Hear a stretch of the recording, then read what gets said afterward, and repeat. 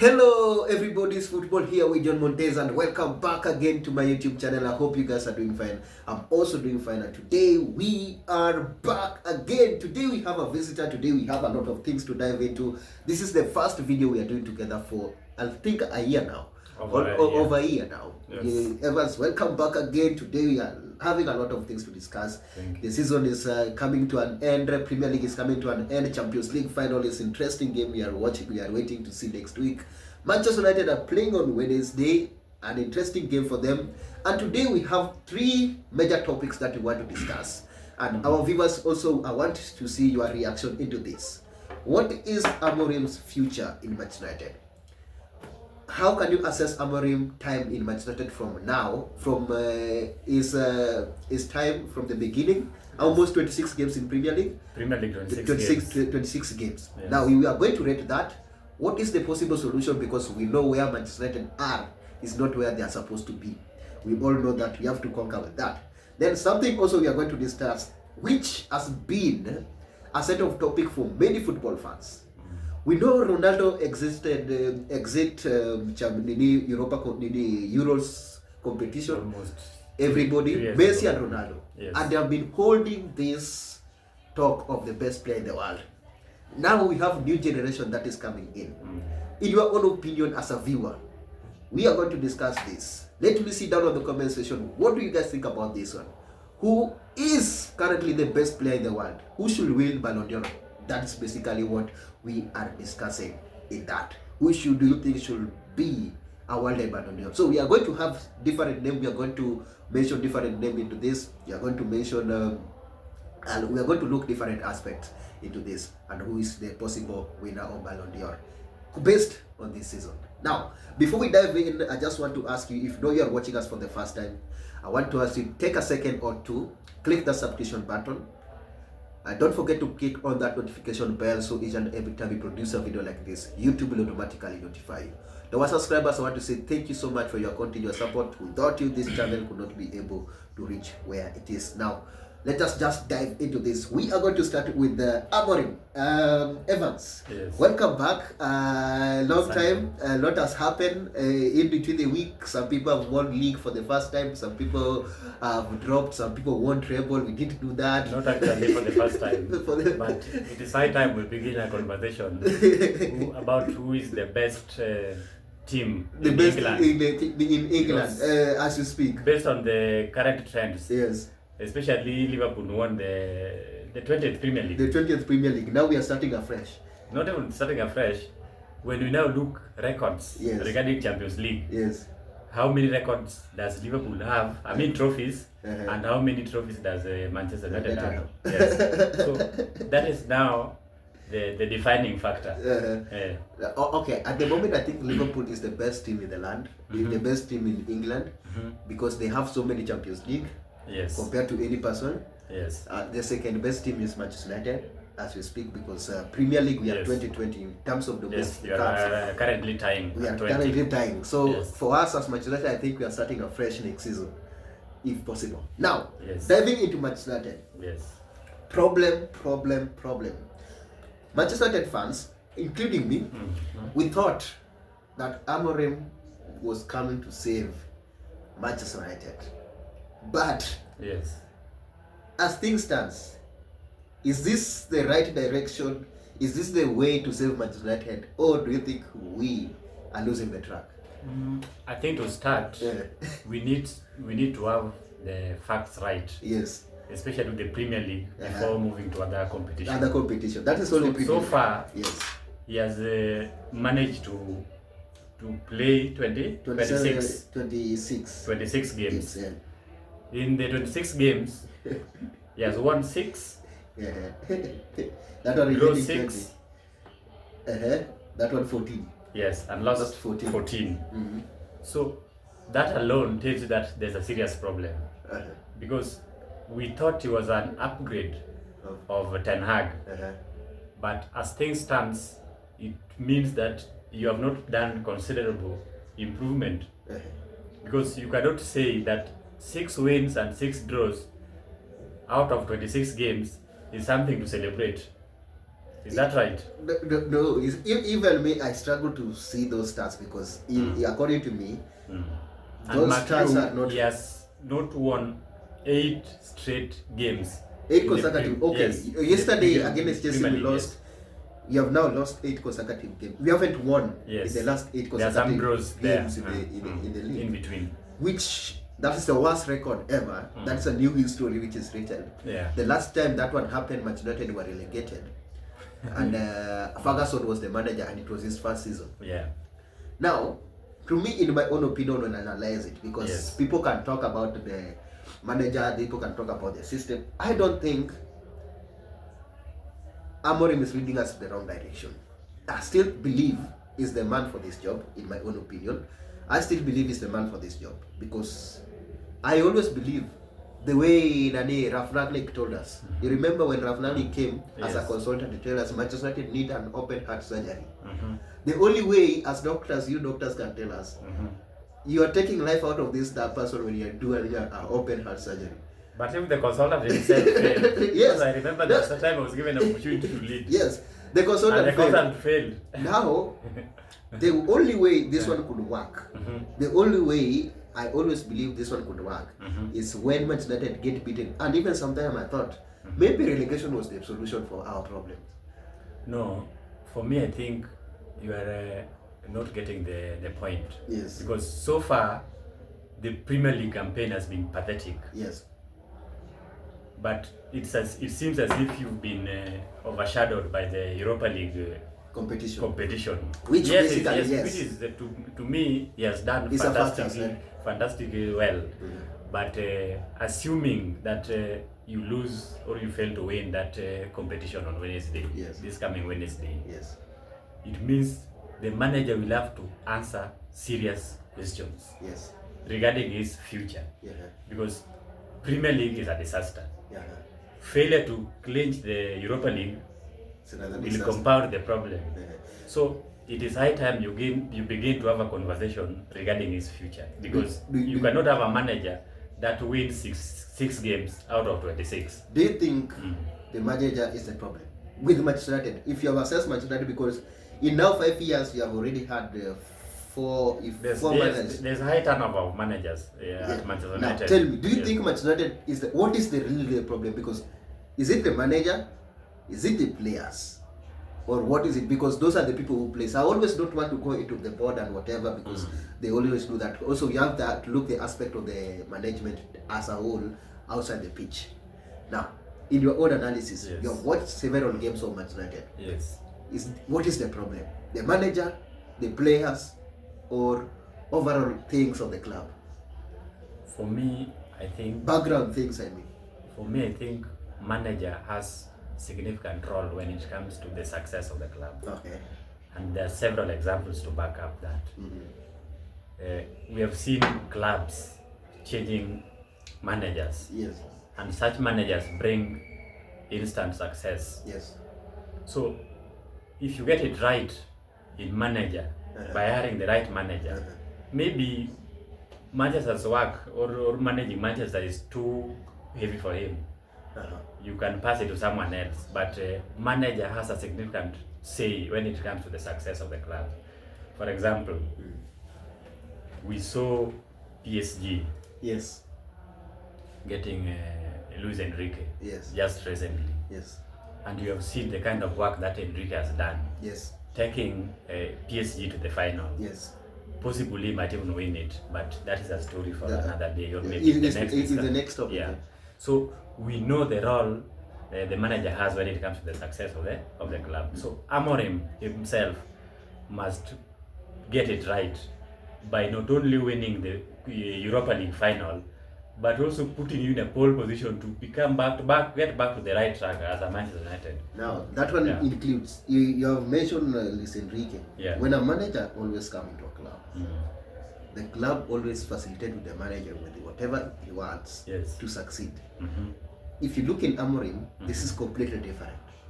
Amorim is not facilitated with whatever he wants to do. Yes, I can remember he has come mid-season. It was a mid-season. January transfer window. Can I surprise you? Manchester United only signed one player.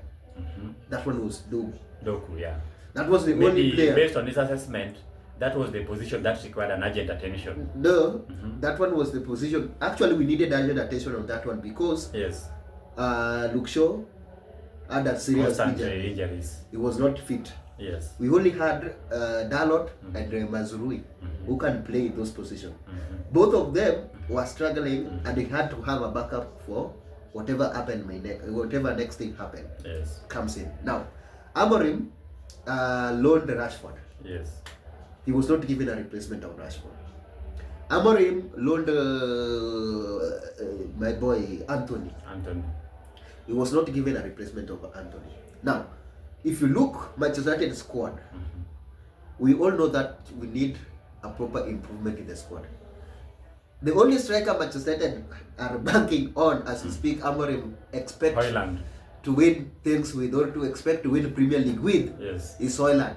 Anybody who watched yesterday game against Chelsea, we were playing 10 people on that pitch. Despite us being 11, but we were only playing 10 people. In my own analysis, it was terrible. Now, look at it with the squad Amorim inherited. Do you think this is his problem still? Look at the decision which the club has made. You bring the manager in the middle of the season, you don't give him players, you don't give him support from the ND, then you expect him to deliver. I think, in my own opinion, Manchester United board set Amorim up to fail. Because this is complete failure. We are not failing because the system is bad. I'm not saying we are not losing game because the system is bad. This system, I've managed to play some of the best team. Even as we speak now, I've just checked the system Inter Milan used to play. It's the same system. They are currently second in the table. They are in the Champions League. They have not changed the system. No, not the system. The manager. They haven't changed the manager. The manager plays the same system. They are somewhere in the league table. They are currently final in the league. Calling it the system because I see some people calling it, the manager is the system. But if the manager does not have the right players to play the system, he cannot perform. Now, these players were built into 4-3-3. We agree. Or 4-2-3-1. Something that I feel Amorim failed to do is to play the way these players want to play. The way these players are used to play. Maybe no, every coach has his own system and structures. But that one did not work for him. Because he said, I'm sticking to the 4-3-3. The 3-4-3. 3-4-3. Which is his system. He said that is what I know. I am not changing. And the players had to adapt. And the players have failed up to today. We are almost 26 games in the Premier League. We haven't the players have refused to just understand the system. But look at the games, the type of goals Manchester United concede, and you look, they are not even system issues. These are player-based issues. So to some extent you can blame players, but for me I still blame the manager into this. Because manager has to stamp authority. Yes. In as much as you have some challenges with the players, but you must stamp. That is why you are called the manager. Yeah. Because you make decisions, you lead, your tactics, prowess should always come front to help the team get the result. So for me, just look at what Flick did with this kind of squad. Not that we have so many stars, but he is able to use whatever he has in the squad to transform the team. So even Amorim, he has all the players that can help him transform that, except for a few additions maybe in the coming summer. But that one should not make him to only win 6 games out of 27. Out of 26. Yeah. So he needs to make some serious changes that can help the team to improve. In your own opinion, yes.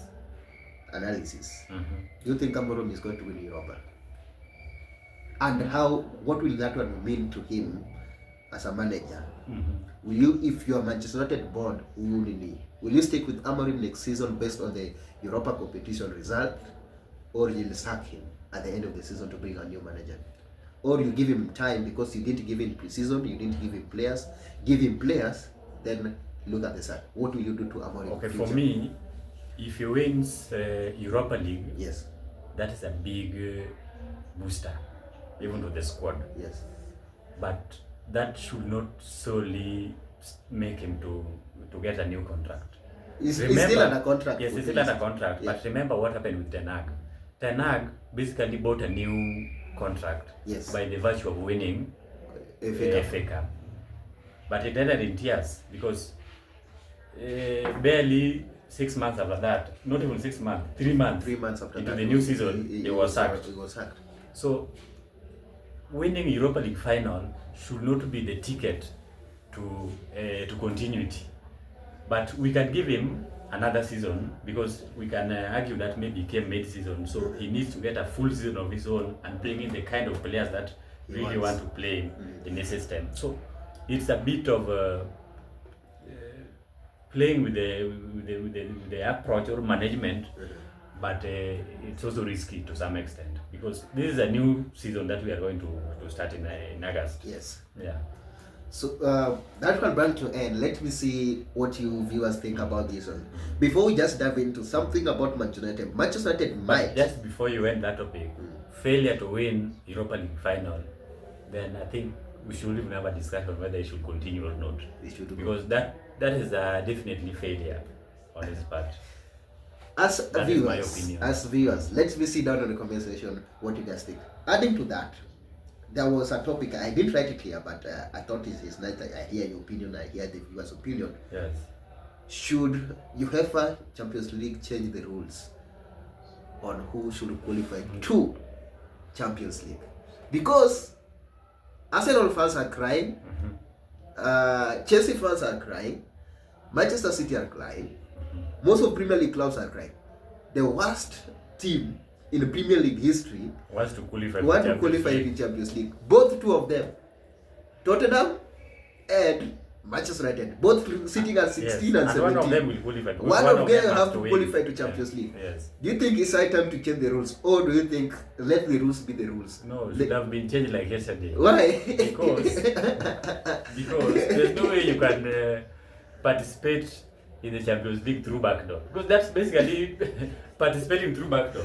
You cannot be number 17 the entire season. It's called working smart. Not working smart. That is through the backdoor. Let me tell you. Yes. If Manchester United were number 6, let's assume Manchester United were number 6, they win Europa competition. Do you think they were supposed to go to Champions League? Why not? Why should they play the Champions League and not Europa League?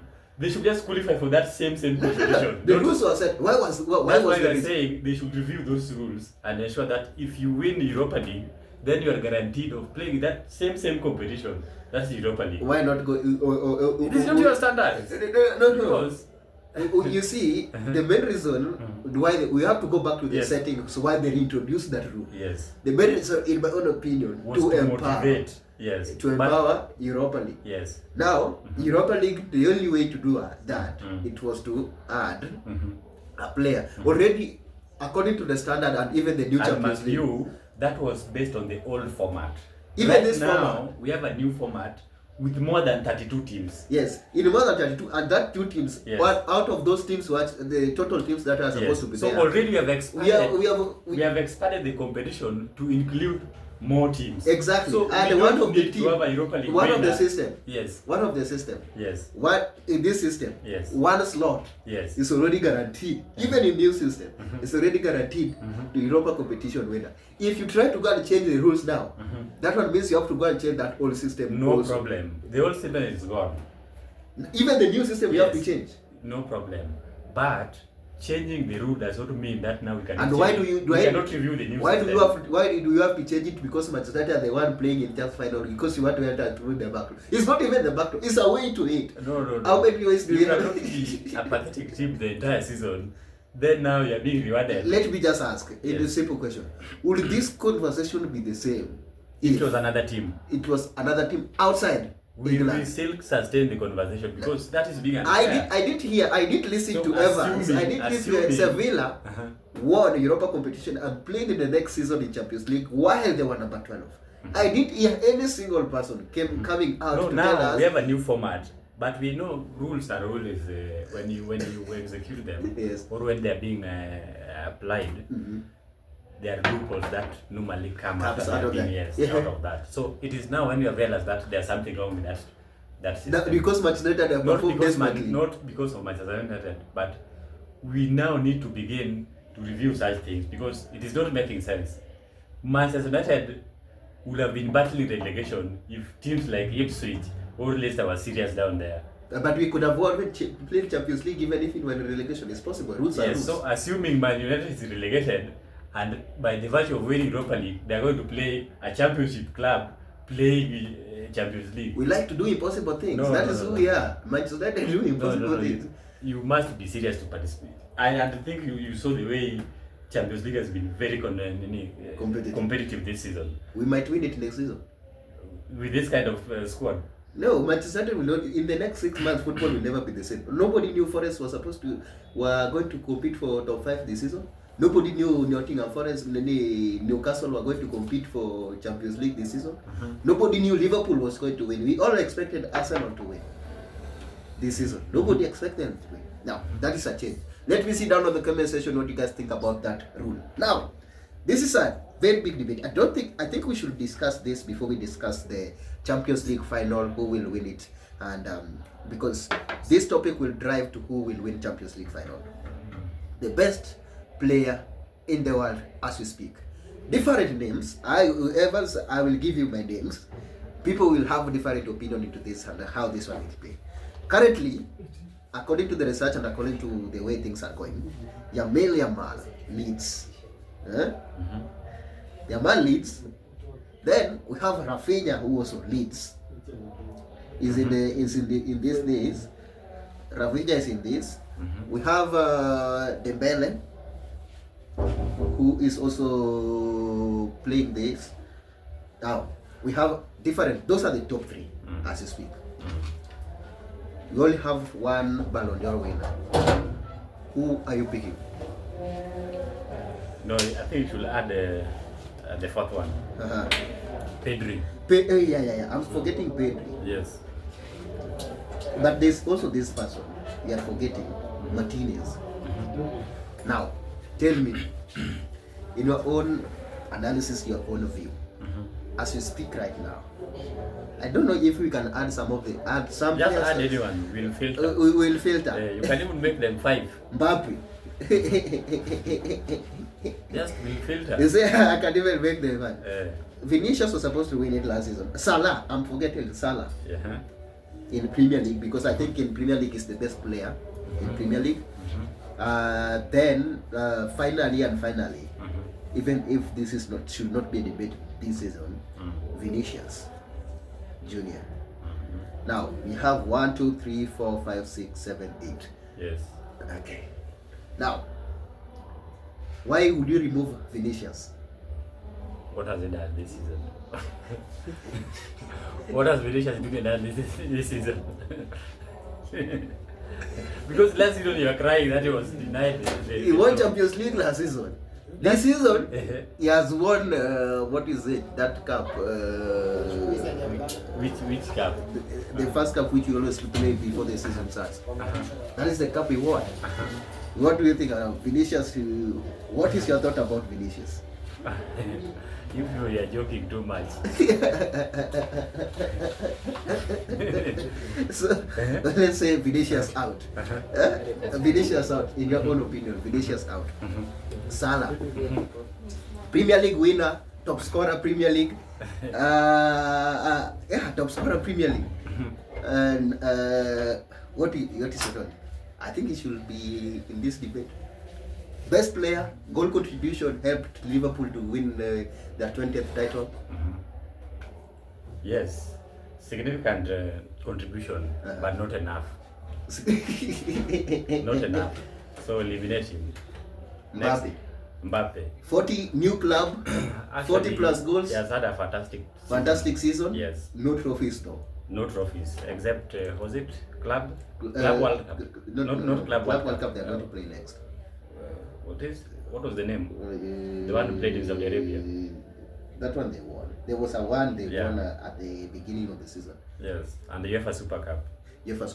That one is. But he has missed out on major trophies this season. So it's going to be extremely hard for him to win that. So top 4 will add Mbappe because of his individual performance. No, individual performance has been great, but this thing normally also comes with some trophies.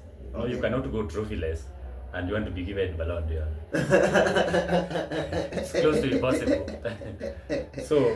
so we have those 4 players. So we have Martinez with Inter.